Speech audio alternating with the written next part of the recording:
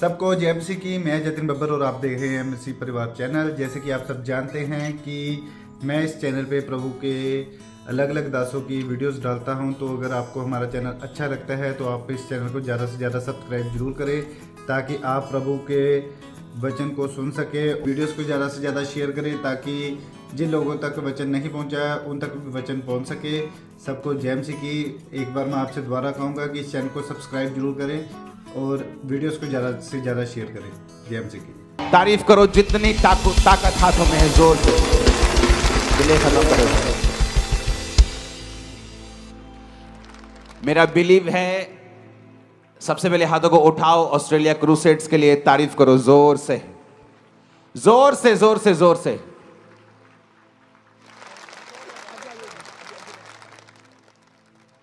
मैंने आपको मिस किया, आपने किया। एक हफ्ते से मिस करने से मिस हो जाए तो दूसरे हफ्ता ऐसा लगता है कि बस भाग जाओ चर्च में। हालेलुया। कई वचन होते हैं, आप उसकी तैयारी करते हैं,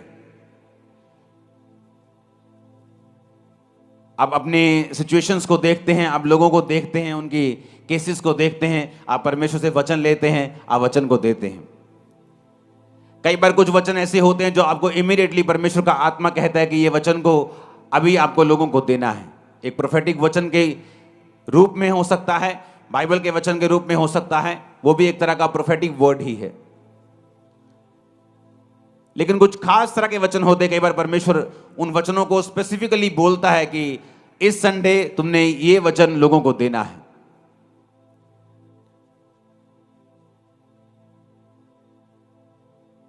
और जब पिछले कुछ सालों में जब मैं मैसेजेस सुनता हूं और लोगों को बोलते हुए देखता हूं कि मैं आपके वचन से मैंने इस तरह से बरकत पाई है, पूरी दुनिया में जब मैं घूमता हूं तो लोगों से मिलने का मौका मिलता है तो वो बताते हैं कि किस तरह से वचन ने मेरी लाइफ और मेरी सेवकाई, मेरे परिवार को बदला है। और आज जब इस मीटिंग के लिए मैं आ रहा था, आज नहीं कुछ दिन पहले की ये बात है, कि आज की इस मीटिंग में मुझे कौन सा वचन देना ये परमेश्वर ने कहा है। बहुत से लोग परमेश्वर ने कहा विश्वासी हैं और मेरे साथ अच्छी तरह से चल रहे हैं, लेकिन उनकी जिंदगी में वो विक्ट्री, वो जीत नहीं है, वो शैतान के ऊपर फतेह नहीं है। और उसका कारण परमेश्वर ने मुझे बताया। उसके दो कारण हैं। आज हम दोनों कारणों के ऊपर डिस्कस करेंगे। और आपको ये मालूम होना चाहिए, आज मार्च का महीना स्टार्ट हो चुका है, कुछ ही 2 हफ्तों में ईस्टर का महीना है और आत्मिक गर्मी बढ़ेगी। जिस तरह शारीरिक गर्मी बढ़ रही है, तो आपको इन दिनों में फास्टिंग के साथ, रोजों के साथ तैयार रहना है। आपको ये वेट नहीं करने कि मैं रोजे रखूं तो आप रोजे रखें। मैंने इस साल की शुरुआत में एक्स्ट्रा रोजे रख के ये साल की शुरुआत की थी जनवरी मंथ में, लेकिन मैंने आपको वो रखने के लिए नहीं बोला, क्योंकि मैं ट्रेडिशनल रोजों के ऊपर बिलीव नहीं करता हूं। मैं बिलीव करता हूं जब पवित्र आत्मा आपको किसी खास मकसद के लिए अगुवाई करता है तब तक आप वो रोजे रखते हैं। नहीं तो आप हफ्ते में जो 2 रोजे, 1 रोजे, 2 रोजे आपको रखने चाहिए। एक क्रिश्चियन होने के नाते अपनी स्पिरिचुअल एक्सरसाइज को, अथॉरिटी को, जो परमेश्वर ने आपको अधिकार दिए उन्हें यूज करने के लिए, परमेश्वर के साथ जुड़े रहने के लिए, वो 2 रोजे कम से कम, मेरा ये मानना है कि आपकी लाइफ में होने चाहिए।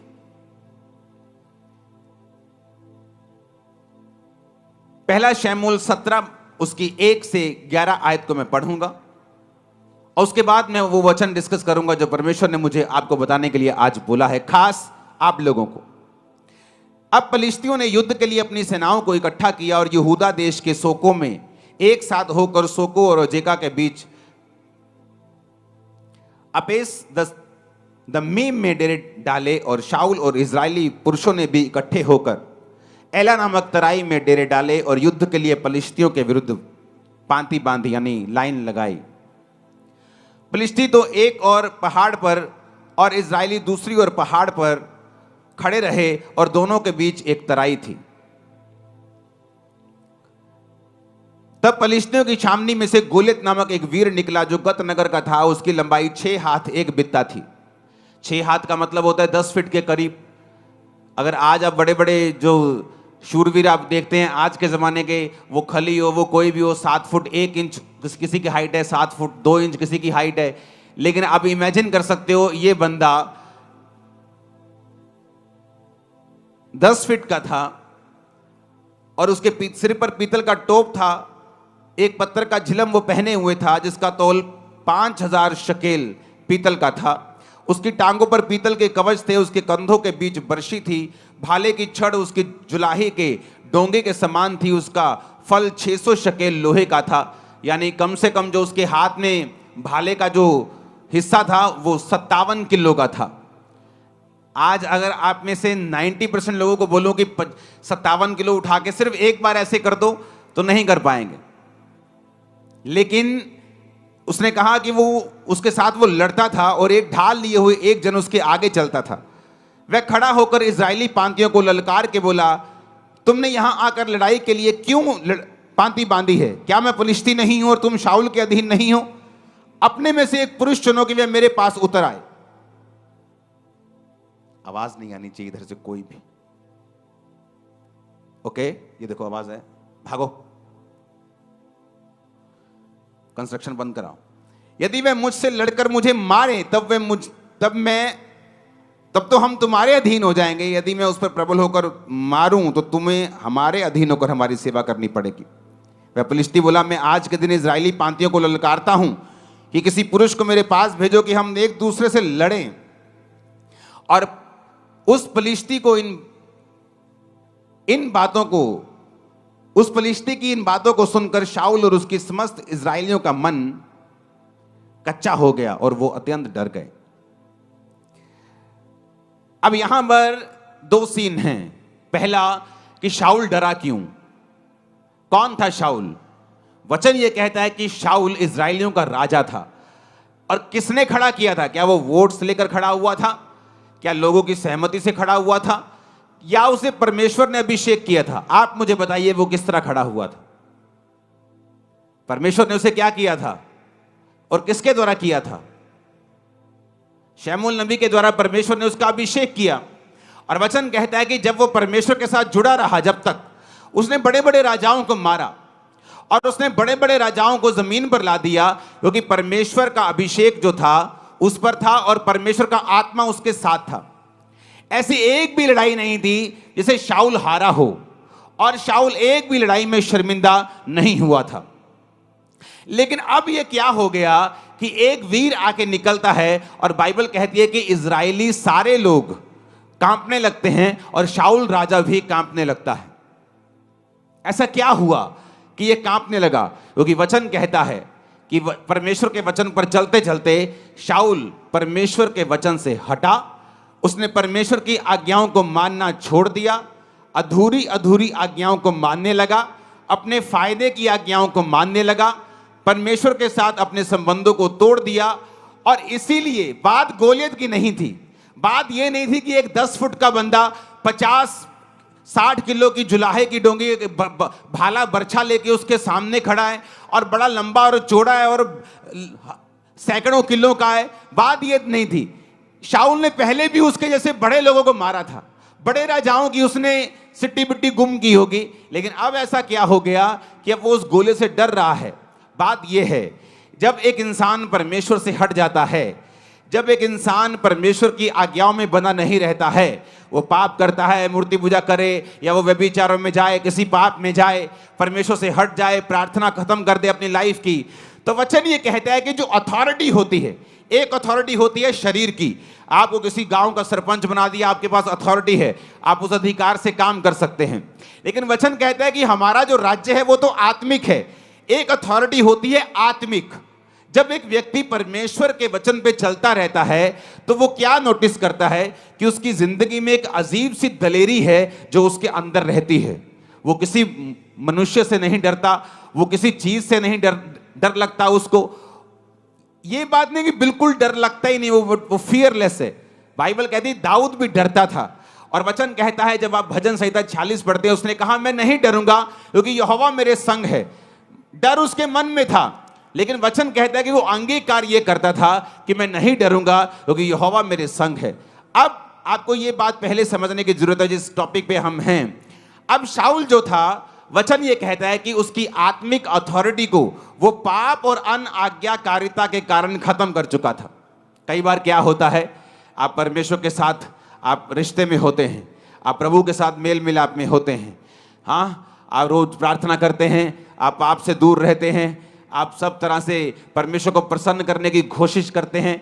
इसका मतलब ये नहीं कि आप 100% प्रभु यीशु को जैसे चलने लग जाते हैं, लेकिन आपकी इंटेंशन यही होती हैं कि मुझे कोई ऐसा पाप नहीं जानबूझ के करना, मुझे प्रेयर में रहना है, मुझे वचन पढ़ना है, मुझे रोज़ों में रहना है।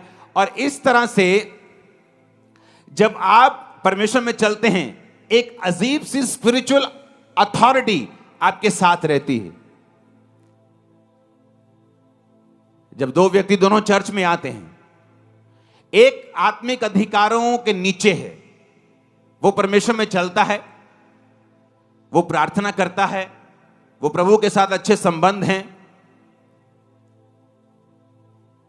ये नहीं, फॉरेन के लोग मैंने देखे हैं, अच्छा संडे डबल दिहाड़ी मिल रही, संडे ज्यादा डॉलर मिलते काम करने के, तो संडे काम करते, कहते वचन हम कोई बात नहीं आके ऑनलाइन सुन लेंगे।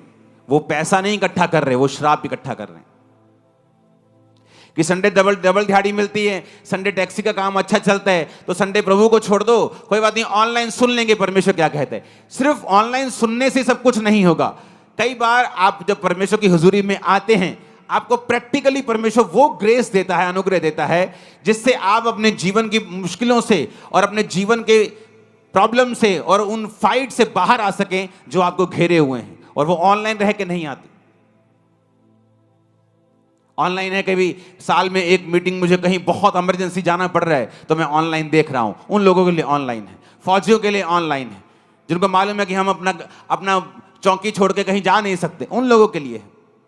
बाइबल कहती है जब आप अधिकारों से भरे होते हैं, फर्क कहां लगता है, एक व्यक्ति जो अधिकारों से भरा हुआ है और सही तरह से प्रभु में चलता है, दूसरा भी चर्च आता है, कभी कभी प्रेयर कर लेता है, कभी कभी पाप कर लेता है, कभी कभी शराब पी लेता है, कभी कभी कुछ कर लेता है, दोनों चर्च आ रहे हैं, दोनों में कोई फर्क नहीं। वो भी हालेलुया बोलता है, वो भी आमीन बोलता है, वो भी घोषणा करता है, वो भी विश्वास करता है यीशु प्रभु है। लेकिन फर्क तब होता है जब दोनों की जिंदगियों में उनको मुसीबतों का सामना करना पड़ता है, जब दोनों की लाइफ में कोई बीमारी आती है या कोई ट्रबल आता है या कोई मुश्किल आती, जो अधिकारों से भरा हुआ होता है, और जब वो अपने अधिकारों से मालूम होता है कि नहीं मैं इस चीज के लिए नहीं बना हूं, और वो अधिकारों से उन चीजों को डांटना शुरू करता है और वो चीजें गायब होती हैं।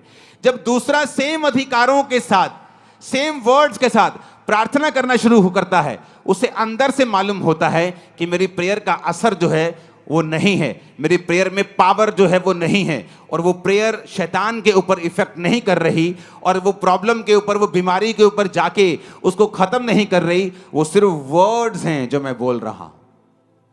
कितनों को मेरी बात समझ आ रही है? जीसस क्राइस्ट, बाइबल कहती है कि एक जगह यीशु मसीह ने वचन सुनाया और यीशु मसीह ने चेलों को कहा कि अब तुम ऐसा करो, तुम चले जाओ, और चेलों को भेज दिया, जबरदस्ती लिखा है बाइबल, लोगों को भेज दिया, चेलों को भेज दिया। यीशु मसीह अकेले पहाड़ पर प्रार्थना करने के लिए चले गए। जब नीचे आए तो परमेश्वर ने क्या देखा कि परमेश्वर को नाव के उस नदी के उस पार जाना था और नाव कोई नहीं थी, और बाइबल कहती परमेश्वर पानी पे चले गए चलते हुए। ये क्या था? ये एक स्पिरिचुअल एक्सरसाइज, अथॉरिटी थी जो परमेश्वर ने उसको एक्सरसाइज किया। परमेश्वर जानते थे कोई भी चीज मुझे परमेश्वर के काम करने से रोक नहीं सकती। अगर नाव नहीं है तो मैं नाव का इंतजार नहीं करूंगा, अगर मुझे जाना है प्रीच करने के लिए तो मैं पैदल चल के जाऊंगा। ये क्या था? ये अधिकार था। कैसे आया? परमेश्वर यहोवा के साथ लगातार उसको प्रेम करके, उसके साथ चल के। ये एक दिन का जादू टोना या टोटका नहीं था कि परमेश्वर ने वचन बोले होंगे कि परमेश्वर में मैं सब कुछ कर सकता हूं और वो पानी में चलना शुरू कर दिया होगा। ऐसा नहीं है। कितने इन बातों को समझ रहे हैं? वो अधिकार कैसे आपकी लाइफ के अंदर आते हैं? वो अधिकार तब आते हैं जब आप परमेश्वर के साथ चल लेते हैं। अब मैं वही बात कर रहा हूं। जब दाऊद ने इसको देखा, पहला शमूएल 17 उसकी 22 से 27 में लिखा है कि दाऊद वहां पहुंचा। कैसे पहुंचा? सबसे छोटा था, यिशै का बेटा। यिशै के 3 बड़े बेटे दाऊद उसकी शाऊल की सेना में थे, तो शाऊल की सेना में काम कर रहे थे। तो दाऊद के बाप ने कहा, बेटा कुछ सामान ले जा खाने पीने के लिए। तो वो अपनी भेड़ बकरियों को छोड़कर सामग्री लेके, बाइबल कहती है उनको मिलने के लिए चला, और जब वहां पहुंचा तो वहां पे जो गोलियत था वो ललकार रहा था फिर से, और अपने देवताओं का नाम ले लेकर श्रापित कर रहा था, अरे तुम ईसाइयों हो, तुम किसी काम के नहीं हो, और डरपोको, गालियां निकाल रहा था उनको। और जब दाऊद ने देखा तो बाइबल कहती दाऊद अपनी सामग्री सामान के रखवाले के हाथ में छोड़कर रणभूमि को दौड़ा और अपने भाइयों के पास जाकर उसका कुशल क्षेम पूछा। वह उनसे बातें कर ही रहा था, फिलिस्तियों की पांतियों में से वो वीर यानी गोलियत फिर से चढ़ आया और पहले के समान बातें करने लगा, और दाऊद ने उन्हें सुना। उस पुरुष को देखकर सब इजरायली अत्यंत भय खाकर उसके सामने से भागे। फिर इजरायली पुरुष कहने लगे, क्या तुमने उस पुरुष को देखा है जो चढ़ा आ रहा है? निश्चय वह इजरायलियों को ललकारने को चढ़ा आता है, और जो कोई उसे मारेगा राजा उसे धन देगा, अपनी बेटी का विवाह उससे कर देगा, उसके घराने को इजराइल में कर रहित यानी स्वतंत्र मतलब कि टैक्स फ्री कर देगा, उसे कोई इनकम टैक्स नहीं देना है, कोई सेल टैक्स नहीं देना है। दाऊद गधा है, ये तो बड़ी जबरदस्त बात है। दाऊद ने कहा उस फलिश्ती को मार के जो इजरायलियों की नामधराई दूर करेगा उसके लिए क्या किया जाएगा। दाऊद मेक श्योर करना चाहता था कि इतनी बड़ी ब्लेसिंग है उसको मारने की, क्या सचमुच मेरे घराने को टैक्स फ्री कर दोगे? क्या राजा अपनी बेटी की शादी मुझसे कर देगा? क्या मुझे बहुत सा धन देगा? लोगों ने कहा हां, जो कोई उसको मारेगा उसके साथ यही किया जाएगा। अब दाऊद जो था वो परमेश्वर के साथ संबंधों में था, परमेश्वर के साथ सही नाते में था, इसलिए दाऊद जब गोलियत की ओर देख रहा था उसे गुस्सा आ रहा था। कहता ये खतना रहित फलिश्ती, ये एक ऐसा इंसान जो यहोवा को नहीं मानता, यहोवा की सेना को कैसे ललकार सकता है? वो दाऊद की अणख कैसे जाग रही थी? क्योंकि वचन कहता है दाऊद का संबंध परमेश्वर के साथ था, इसलिए दाऊद के अंदर जो अधिकार था वो जाग रहा था और वो ललकार मार रहा था। पंजाबी के अंदर छाला मार रहा से अंदर कि ऐसा किवें हो सकता है कि ये बंदा परमेश्वर की सेना नूं ललकारे और असीं चुप करके बैठे रहिए। और शाऊल जो राजा था दाऊद से कहीं अधिक लंबा चौड़ा था, और वचन ये कहता है कि पूरे इजराइल में शाऊल के कोई भी कद के जितना नहीं था, सारे उसके कंधे तक, वो भी बड़ा लंबा चौड़ा था। लेकिन अब अधिकार काम नहीं आ रहे थे, क्यों? क्योंकि अंदर से वो करप्ट हो चुका था और परमेश्वर के साथ रिश्तों को खो चुका था। इसलिए जो स्पिरिचुअल ऑडेसिटी जिसे बोलते हैं, एक स्पिरिचुअल ताकत, दलेरी जो आदमी के अंदर होती है, जब उसकी लाइफ में शैतान अटैक करता है या बीमारी अटैक करती, उसे मालूम है परमेश्वर के साथ है, वो बोलता है ए बीमारी भाग जा यीशु के नाम। वो प्रेयर में डांटता है, मास प्रेयर में डांटता है, और उसे मालूम है इस बीमारी को झुकना पड़ेगा क्योंकि मेरा संबंध परमेश्वर के साथ है। लेकिन अगर उस बंदी को पता हो कि रात को मैं ब्लू फिल्म में देख के आया हूं, मेरी लाइफ में कमी है, टाइट पे नहीं करता हूं, प्रेयर नहीं करता हूं, उसको मालूम है जब बीमारी उसको घेरती है या शैतान उसको घेरता है, उसको अंदर से पता होता है कि मैं इसको डांटूंगा तो ये भागेगा नहीं, मैं इसको भगाऊंगा ये भागेगा नहीं, क्योंकि वो आत्मिक अधिकार ओरिजिनल है। और शैतान भी उन अधिकारों को जानता है अगर वो आपके अंदर है और आप परमेश्वर के साथ सही हैं तो। इसलिए बाइबल कहती है सिकोवा के 7 पुत्र जादू टोना करने की तरह यीशु का नाम लेकर भी दुष्ट आत्मा पर फूंकते थे। जिस तरह पौलुस निकालता है यीशु के नाम में, हम भी तुझे यीशु के नाम में जाने का हुक्म दे दें। शैतान ने कहा पौलुस को मैं जानता हूं, यीशु को पहचानता हूं, तू कौन है? क्योंकि तू बिना अधिकारों के साथ मुझे डांट रहा है। लेकिन अधिकार कैसे आएंगे? अधिकार आएंगे जब हमारा रिलेशन परमेश्वर के साथ होगा। हम प्रभु के साथ रोज के तरह रोज चलेंगे। अपना क्रूस जो रोज उठाकर मेरे पीछे चलेगा वो मेरे योग्य होगा, परमेश्वर ने कहा।